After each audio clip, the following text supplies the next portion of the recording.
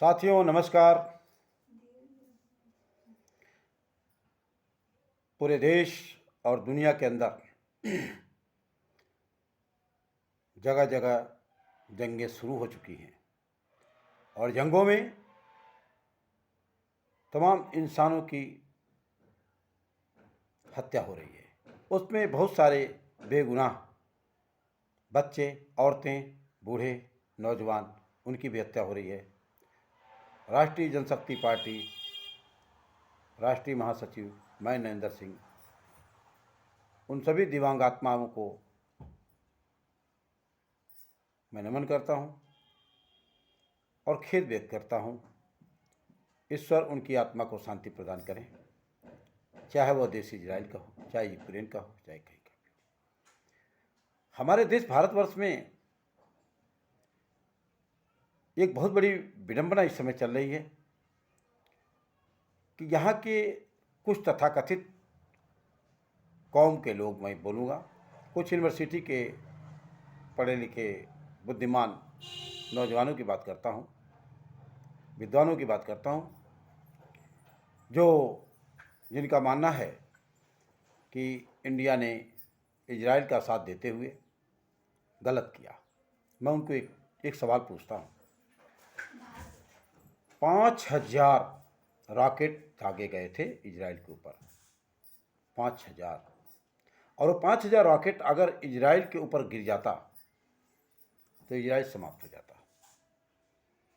ये योजना, ये रणनीति हमास ने बनाया था, लेकिन उनको ये नहीं पता था कि इजराइल हाईटेक कंट्री है और 5000 मिसाइलों में से बहुत सारी मिसाइलों को उन्होंने समाप्त कर दिया, ऊपर ही ऊपर उनको ख़त्म कर दिया। कुछ मिसाइलें गिरी जिसमें बहुत सारे लोग मरे। अब सवाल इस बात का है, ये जंग तो बहुत दिनों से चल रही थी और हमारे इंडिया ने कभी भी इजराइल का समर्थन नहीं किया, लेकिन इस बार हमारे देश ने अगर समर्थन किया तो मैं उन सारे राजनीतिकों से पूछता हूँ कि बिना कुछ सोचे समझे इंडिया के निर्णय को आप गलत कैसे साबित कर रहे हो। मैं उस मुस्लिम भाइयों से भी पूछता हूँ कि जो मुसलमान भाई फिलीपींस का साथ दे रहे हैं, वो या फिलीपींस की बात कर रहे हैं, उनको शर्म नहीं आती है? उनको शर्म नहीं आती है? ऐसी ऐसी घिनौनी हरकतें क्या मुसलमान करता है? उन औरतों के साथ छेड़ाखानी, उनके साथ बदसलूकी, उन बच्चों को गर्दन काट देना, उनकी भ्रूण हत्या करके उनकी घर मार देना, क्या यही इस्लाम सिखाता है? क्या यही कुरान कहता है? क्या हमारे सल्लल्लाहु अलैहि वसल्लम ने यही शिक्षा दिया था? और अगर ये शिक्षा नहीं दिया था तो ऐसे लोगों का समर्थन करने वाले भी आप निश्चित तौर से काफिर हैं और निश्चित तौर से हुजूर साहब के रास्ते से मतलब पथभ्रष्ट हैं। निश्चित तौर से कुरान की बातों को आप मानने वाले नहीं हैं।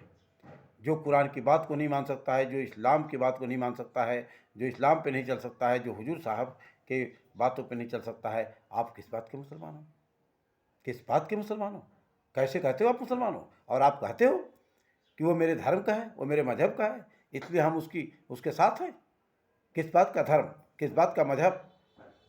कौन सा धर्म, कौन सा मजहब जिसमें जीनाखोरी की जाती है, जिसमें लड़कियों को उठा लिया जाता है, माताओं बहनों को उठा लिया जाता है, उनके साथ बदसलूकी किया जाता है? क्या यही है इस्लाम? अगर यही इस्लाम है तो निश्चित तौर से याद रखें 14वीं सदी का जिक्र जो हमारे सल्लल्लाहु अलैहि वसल्लम ने फरमाया था कि 14वीं सदी के अंदर इतना कोहराम मचेगा, इतना कोहराम मचेगा कि मुट्ठी भर लोग बचेंगे, मुट्ठी भर लोग बचेंगे।